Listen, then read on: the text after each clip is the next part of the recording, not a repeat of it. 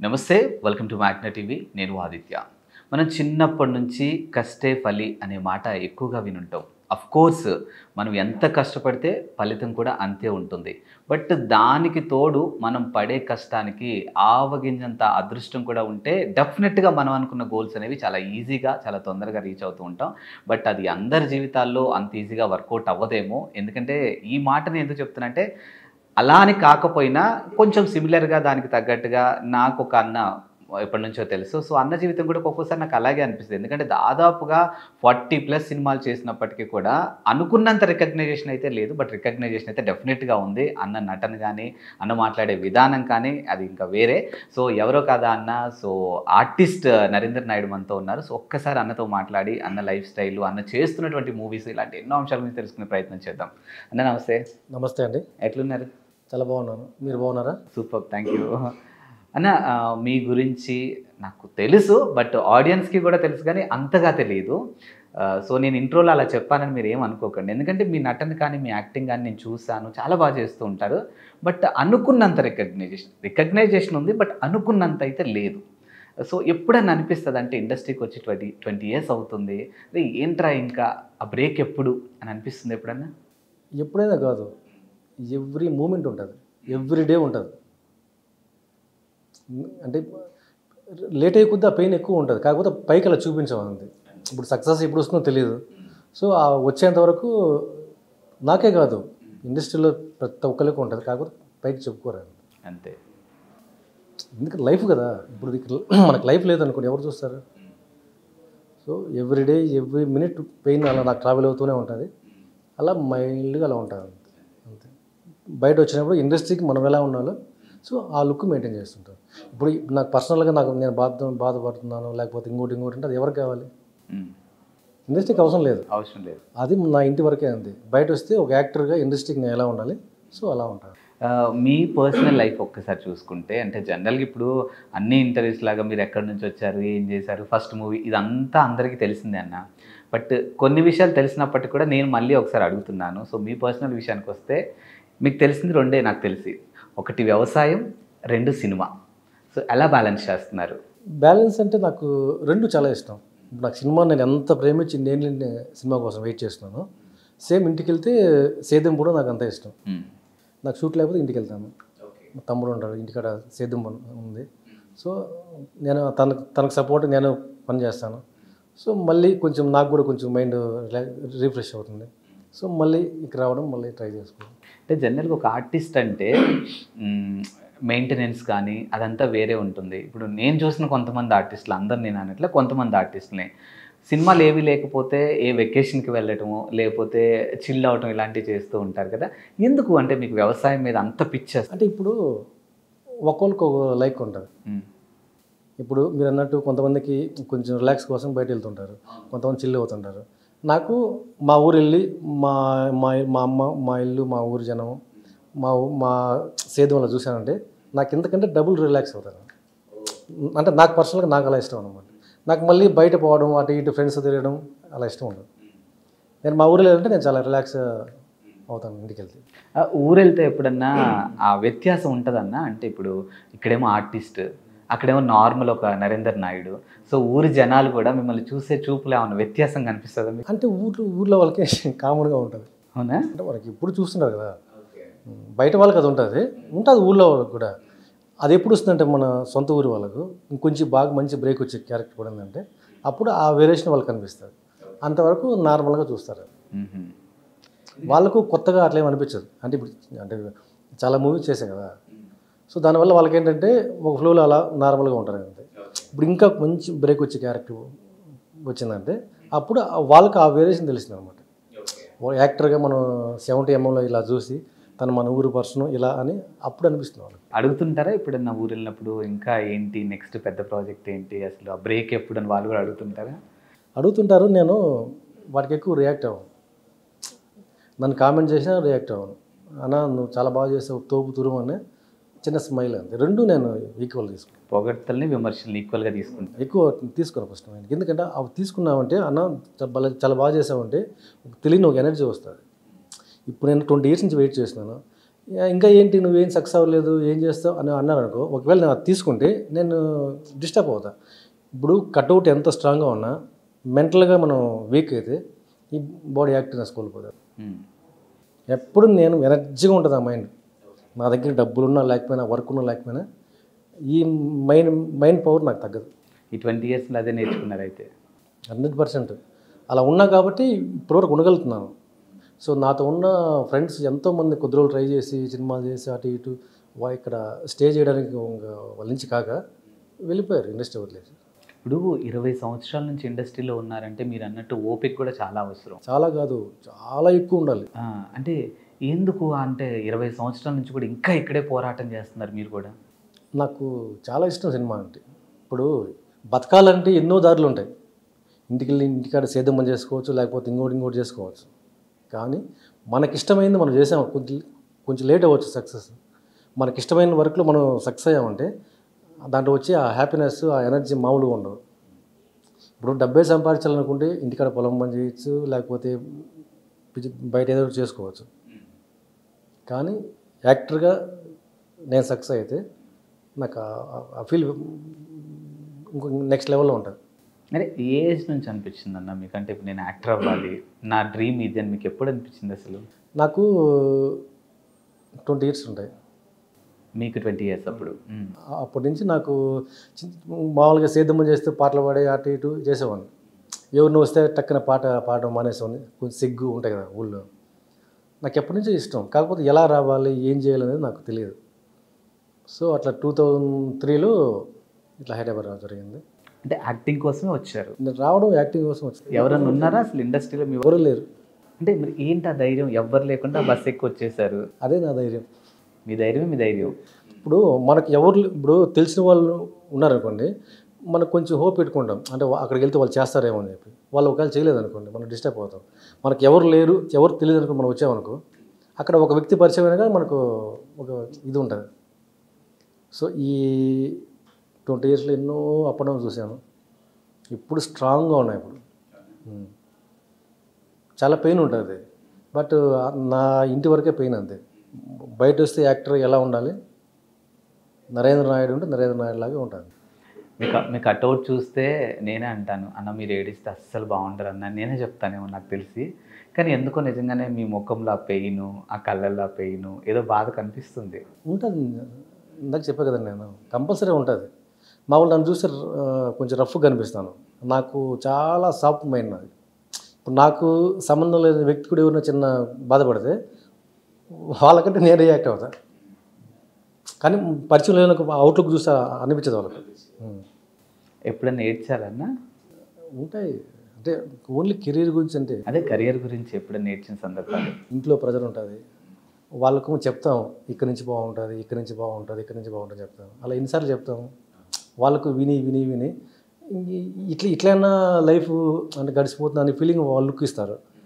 అప్పుడు అంతే. ఇంకా ఎందుకు కళ్ళ వరకు నీళ్ళు? లేదు, అట్లే లేదు, అంటే చెప్తున్నా మామూలుగా ఏదో ఆగుతుంది అక్కడ వచ్చి. ఏంటది? ఆ పెయిన్ అలా ఉంటుంది అంటున్నా ఇక్కడ. ఓకే, మీరు అన్నారు ఎప్పుడైనా ఏడ్చారనే, చాలాసార్లు ఉంటాయి పెయిన్. సో మీకు మ్యారేజ్ అంటే పిల్లలు ఇంకా అదే అంటే ఎప్పుడైనా జెర్సీ సినిమాలో ఆ స్ట్రగ్లింగ్ మీ లైఫ్లో మీకు అనిపిస్తుందా? అంటే నాని పడే స్ట్రగ్లింగ్ ఉంటుంది కదా జెర్సీ మూవీలో, సో మీ లైఫ్లో కూడా అదే ఉందనుకోవచ్చా? అట్లేం లేదు, అంత ఇదిగా ఏం లేదు.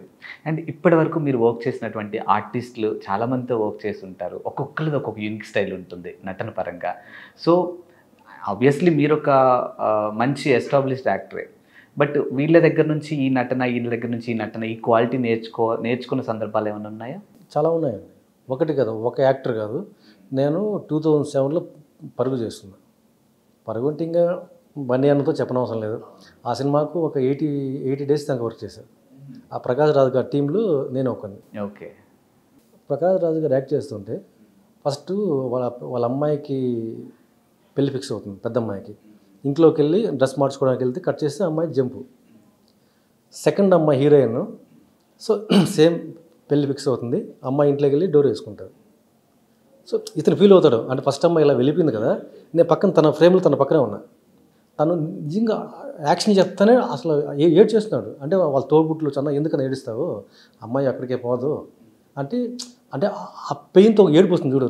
రియల్గా మనకు జరిగితే అది చూస్తే యాక్టింగ్ యాక్టర్స్ అంటే ఇలా ఉంటారా అనిపించింది అప్పుడు నాకు. ప్రకాష్ రాజు గారు గొప్ప యాక్టర్ అండి. అంటే ఒకరు కాదు, మన వాళ్ళు ఎంతో తనకల్లి భరణి గారు, కోట గారు, మామూలు యాక్టర్స్ కావు. హీరోలు పక్కన పెట్టండి. ఓకే. మన నూతన్ ప్రసాద్ గారు, గొల్లపూడి మారుతిరావు గారు, ఒక్కోళ్ళది ఒక స్టైల్ ఉంటుంది. నేను ఓల్డ్ మూవీస్ బాగా చూస్తాను. అప్పుడు అనిపించింది ప్రకాష్ రాజు గారిని చూసి, వీళ్ళు ఇంత యాక్ట్ చేస్తానంటే మేము బ్యాచ్లో చేసేవాళ్ళం అప్పుడు మాకు. అంటే నేను అబ్జర్వ్ చేసేవాడిని. అవంతా మాకు మామూలుగా ఎవ్రీడే మాకు రిపీట్ అవుతుంటాయి మెయిన్లీ. ఇప్పుడు నాకు ఒక క్యారెక్టర్ ఇచ్చారు, ఆ క్యారెక్టర్ ఇచ్చారు నేను ఎలా చేయాలనేది నాకు ఆలోచించి అవి తీసుకున్నాం అనుకో మైండ్లోకి, మాకు కొంచెం ఫ్రీ వాళ్ళు చేయడానికి బాగుంటుంది. అండ్ ఒక్క సినిమాకి మీకు ఎన్ని డేస్ ఉండొచ్చు అన్న డేట్స్ నార్మల్గా? డేస్ అది చెప్పలేము, క్యారెక్టర్ బట్టి ఉంటాయి. ఇప్పుడు ఒక్కో సినిమాకు 10 days రావచ్చు, కొన్ని సినిమాలకు 3-4 daysలో మంచి 3-4 days చేసినా మంచి క్యారెక్టర్ చేయొచ్చు. సో అలా ఆ క్యారెక్టర్ బట్టి మాకు డేస్ ఇస్తారు. అండ్ సమ్వేర్ చాలామంది ఆర్టిస్టులు చెప్తూ ఉంటారు, కొన్ని పాన్ ఇండియా మూవీస్లో కానీ నార్మల్గా మన దగ్గర మూవీస్లో కూడా మంచి రోల్ పడింది అని అనుకుంటారు, కానీ పాపం థియేటర్ వరకు వస్తే కొంచెం ఎడిటింగ్లో డ్యూరేషన్ పెరగడం వల్ల ఏమో కట్ చేస్తూ ఉంటారు కదా. సో అలాంటి సందర్భాలు మీ లైఫ్లో ఏమైనా ఉన్నాయా? నాకు చాలా సినిమాలు జరిగాయి, అది కామన్ ఎవరికైనా. ఇప్పుడు ఏంటంటే ఒకప్పుడు ఒక సినిమాలో యాక్ట్ చేస్తే ఈ డైలాగ్ చెప్పాను, ఈ కాంబినేషన్లో ఇంత నాకు ఎగ్జైట్మెంట్ ఉండేది. కట్ చేస్తే సినిమా రిలీజ్ అయ్యేటానికి ఆ సీన్లు ఉండవు. ఫస్ట్లో బాగా డిస్టర్బ్ అయ్యామని, ఇప్పుడు అలవాటు అయిపోయింది. ఇప్పుడు సినిమా రిలీజ్ అయ్యేంత వరకు ఎక్కువ చెప్పుకునేప్పుడు, ఎందుకంటే కొన్ని ఎడిటింగ్లు పోతాయి. సో మన ఇక్కడ బాగా మంచి క్యారెక్టర్ చెప్పి అక్కడ చూస్తే లేదనుకోండి, ఎన్నిసార్లు చెప్తాం ఆ సీన్లో కట్ అయినా, ఈ సీన్ కట్ అయినా, ఎక్స్ప్లెనేషన్ ఇచ్చుకోలేము కదా.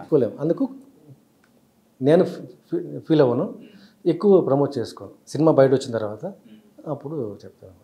అండ్ మీ నటన చూసుకుంటే ఇప్పుడు డే 1 సినిమా ఏదైతే పెళ్ళైన కొత్తలో దగ్గర నుంచి చూసుకుంటే ఇప్పుడు లేటెస్ట్గా మీరు చేసినటువంటి మట్కా వరకు కూడా ఇవన్నీ చూసుకుంటే ఈ జర్నీలో మీలో మీరు అంటే నెక్స్ట్ సినిమాకి నేను ఇది ఇంప్రూవ్ చేసుకోవాలి, నెక్స్ట్ సినిమాకి నేను ఇంకా ఇలా యాక్ట్ చేయాలి, అలా మీకు మీరు సెల్ఫ్ మోటివేషన్ ఉంటుందా?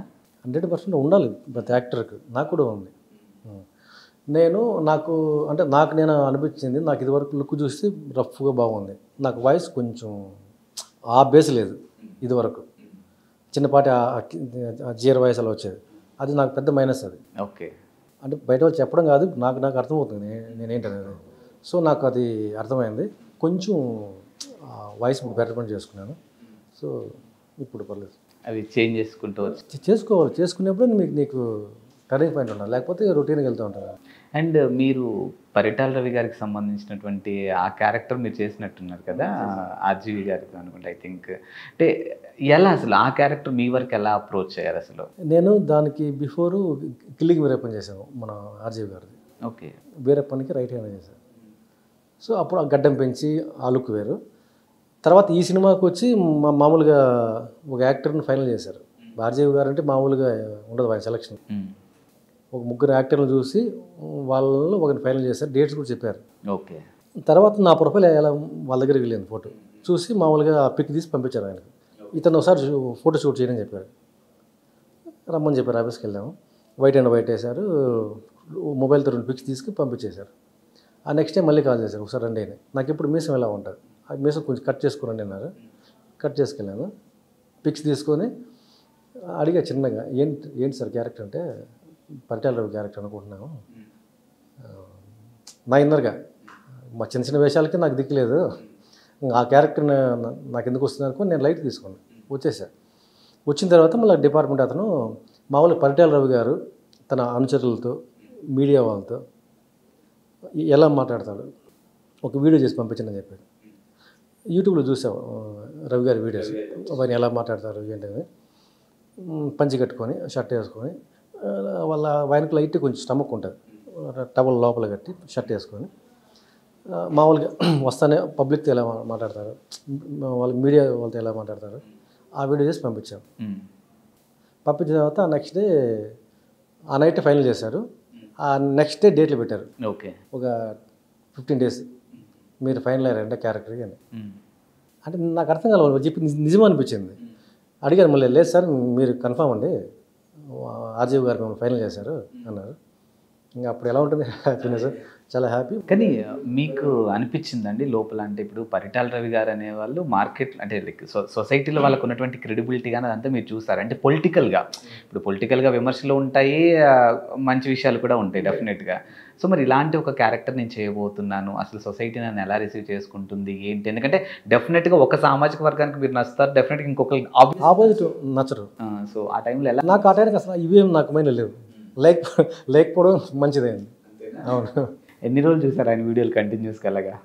దానికి ముందు 10 days దాకా చూసాను, షూట్లో కూడా చూస్తాను గ్యాప్లు.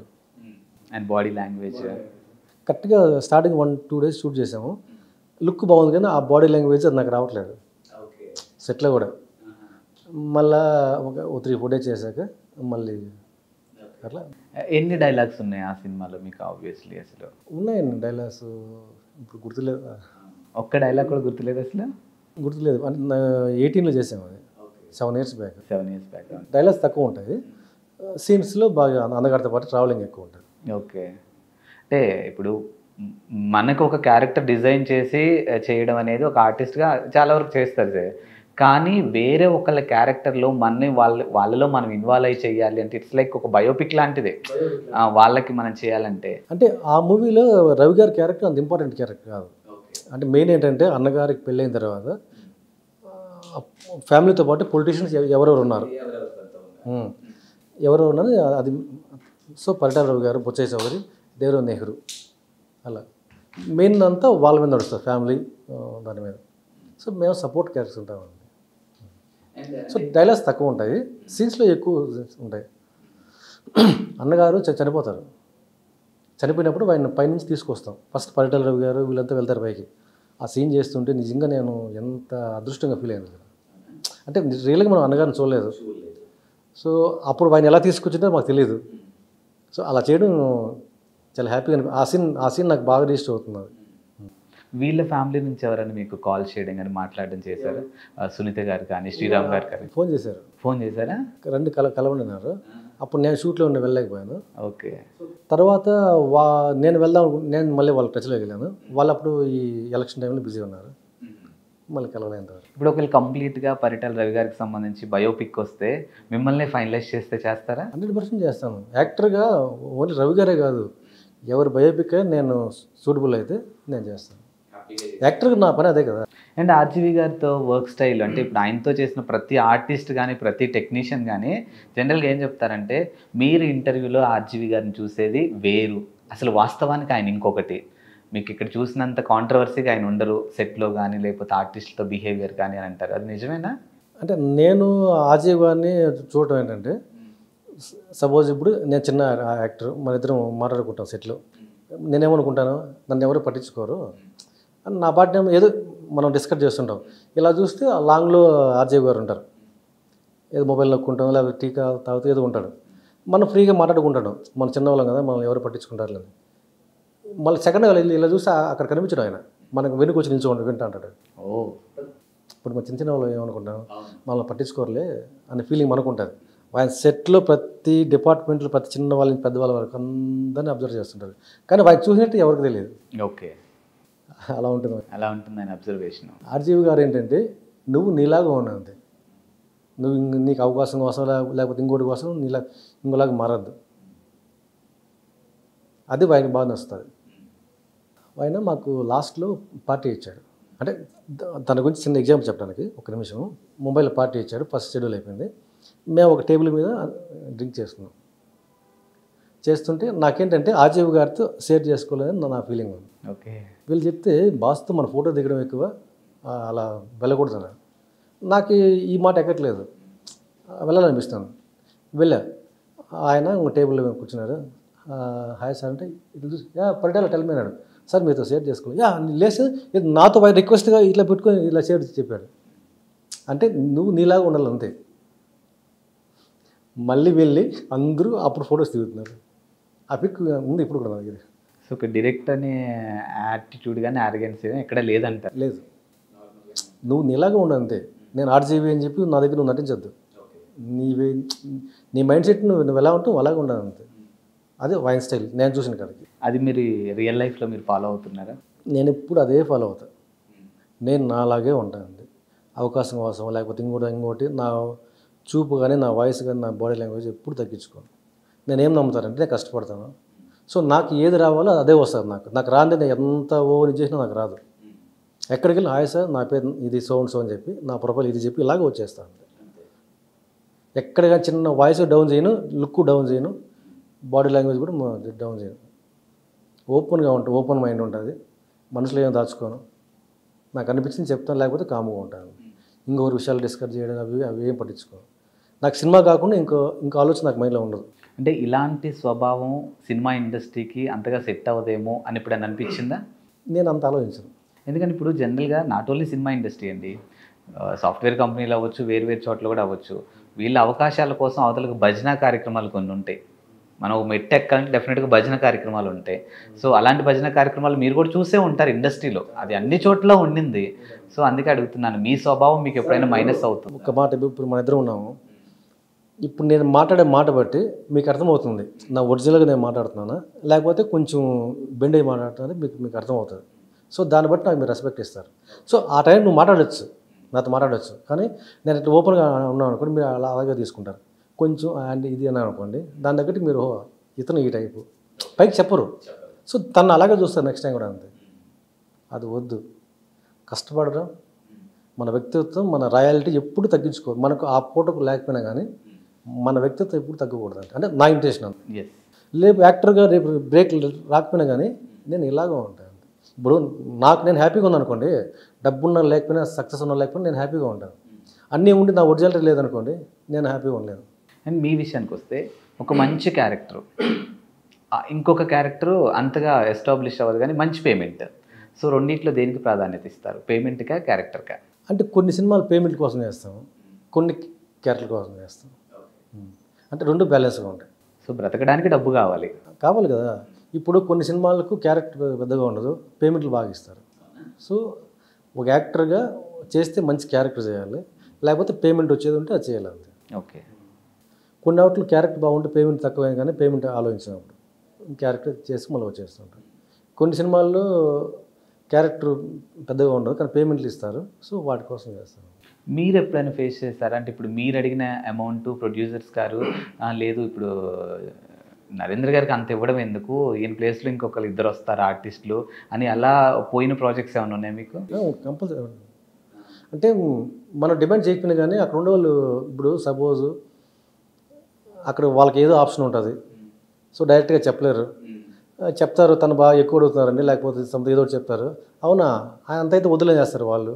సో వీళ్ళు అట్లా వాళ్ళకి తగ్గట్టు వాళ్ళు పెట్టుకొని వాళ్ళు చేస్తుంటారు అంతే.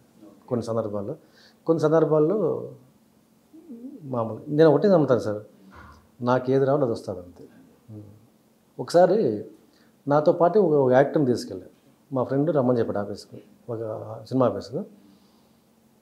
నిన్ను రమ్మని తనని తీసుకొచ్చామన్నాడు. ఏంటంటే ఇప్పుడు ఇద్దరు సేమ్ లుక్ ఉన్నారు, సేమ్ కట్అవుట్లు సేమ్ ఉన్నారు. ఒకవేళ డైరెక్టరు నిన్ను చూసి తర్వాత అతను చూసి అతను క్యారెక్టర్ ఇస్తూ నువ్వేంటారు, ఓకే హ్యాపీ సార్ ఇవ్వనండి, నేను అట్లా ఫీల్ అవ్వను. ఇప్పుడు ఒకవేళ తనకి ఆ క్యారెక్టర్ రావాలనుకోండి, నేను పిలిచి రాకపోయినా కానీ తను ఏదో రకంగా వస్తారు ఆ టైంకి. అలా అతను ఇలాగే చూసినాడు, కలిసి వచ్చేసాను. తర్వాత ఆ క్యారెక్టర్ నేనే చేశాను. సో అది మీకే రాసిపెట్టి అంతే.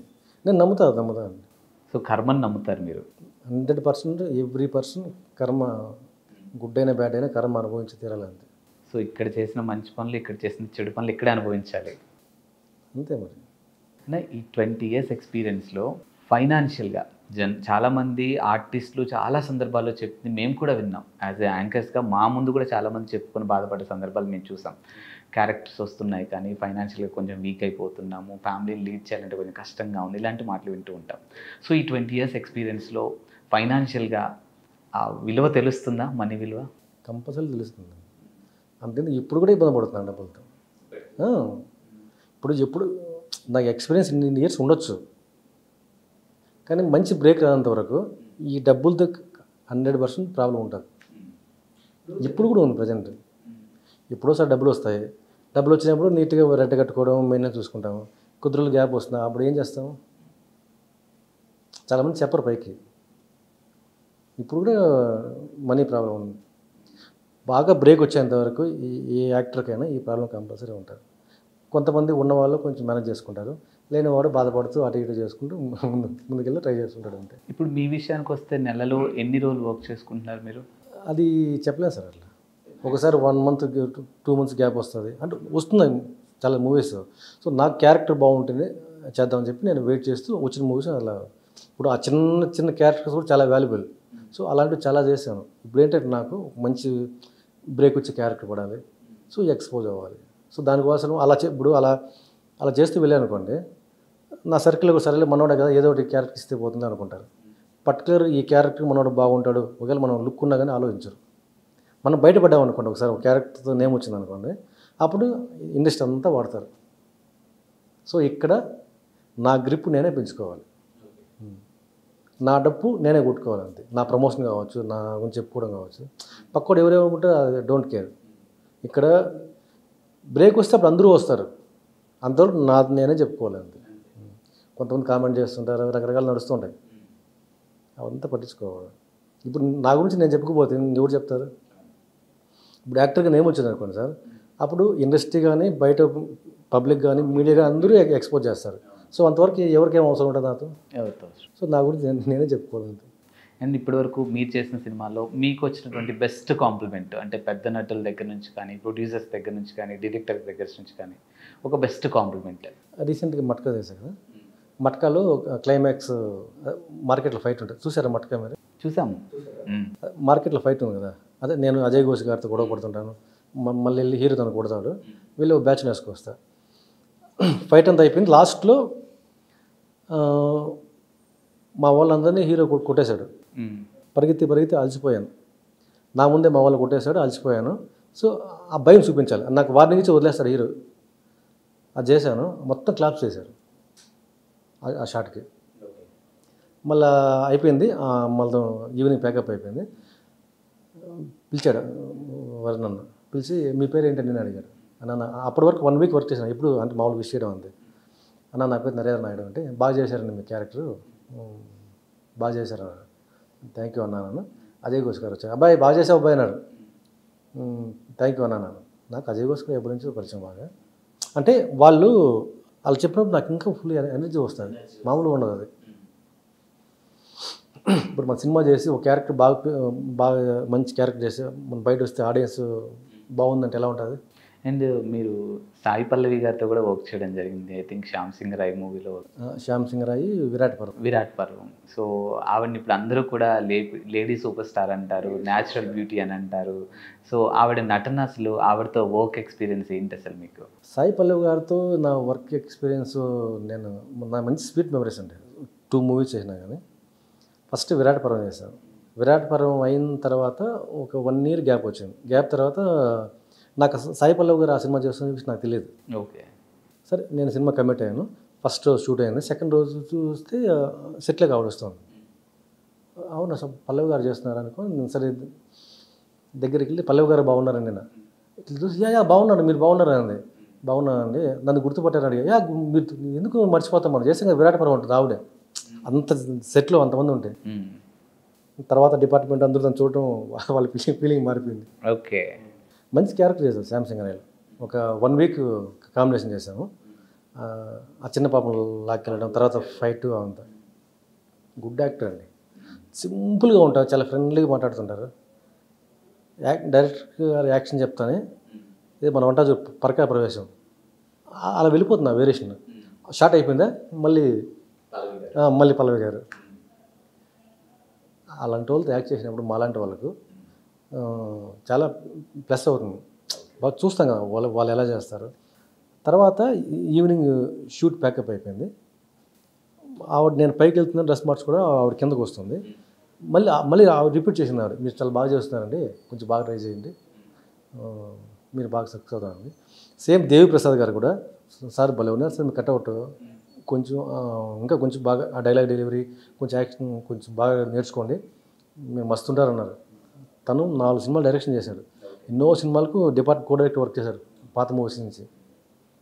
అంటే ఇప్పుడు వాళ్ళకి చూస్తే అర్థమైపోతుంది తను ఏంటనేది. సో అలా చెప్పినప్పుడు నాకు ఇంక ఎంత ఎనర్జీ ఉంటుంది అప్పుడు. సో ఇంకా నేను కొంచెం బాగా ట్రై చేయడానికి అంతా ప్రిపేర్ అవుతాను. అండ్ మిమ్మల్ని నేను ఇందాక చెప్పినట్టు ఆ, పెళ్ళైన కొత్తలో దగ్గర నుంచి ఇప్పటి వరకు కూడా చూస్తున్నాము. ఆ కటౌట్ కానీ, ఆ ఫిట్‌నెస్ కానీ ఎక్కడా మారలేదు. అంటే ఎలా మెయింటైన్ చేస్తున్నారు అసలు అది? సక్సెస్ ఎప్పుడు వస్తుందో ఇక్కడ ఎవరు తెలియదు ఒక యాక్టర్గా. సో ఈ ఫిట్నెస్ ఇది నా చేతిలో ఉండేది. సో నేను నిత్యం కాపాడుకోవాలి. హ్మ్. ఏం చేసినా ఈ కటౌట్ కాపాడుకోవాలి.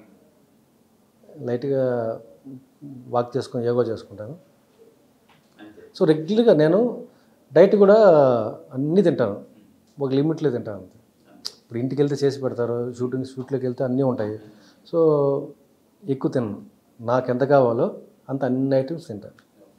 మెయిన్ ఇప్పుడు నా కటౌట్ పట్టాక నాకు వేషాలు వస్తాయి. హ్మ్. సో కొంచెం లావ్ అయ్యానంటే నాకు లుక్ పోతుంది. అవును.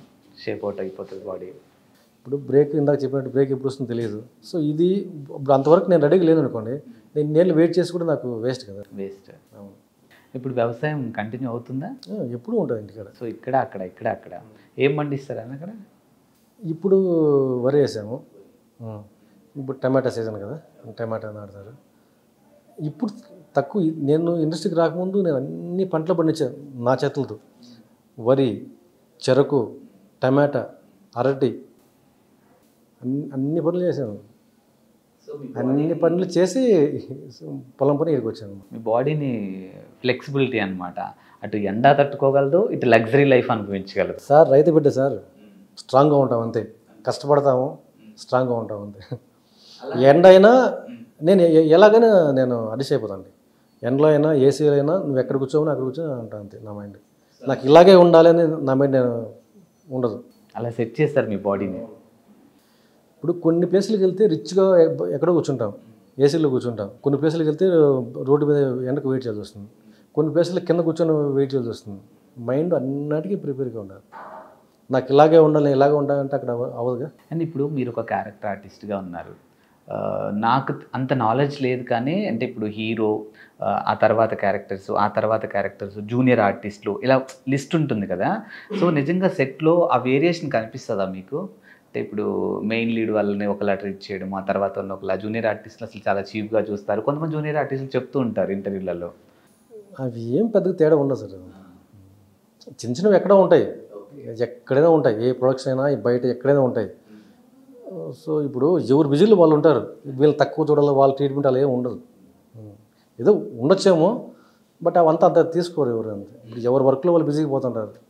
అండ్ మీ వరకు చూసుకుంటే మోస్ట్లీ అన్ని నెగిటివ్ రోల్స్ ఎక్కువ ఉంటాయి మీవి. సో ఆ కట్అవుట్ వల్లనా, లేకపోతే మీకు కూడా ఇంకా అలా అలవాటు అయిపోయింది ఆ రోల్స్? అంటే కట్అవుట్ చూస్తానే పోలీసా లేకపోతే రౌడీనా. ఇప్పుడు నా లుక్ చూస్తే బాడీ లాంగ్వేజ్ అలా అనిపిస్తుంది.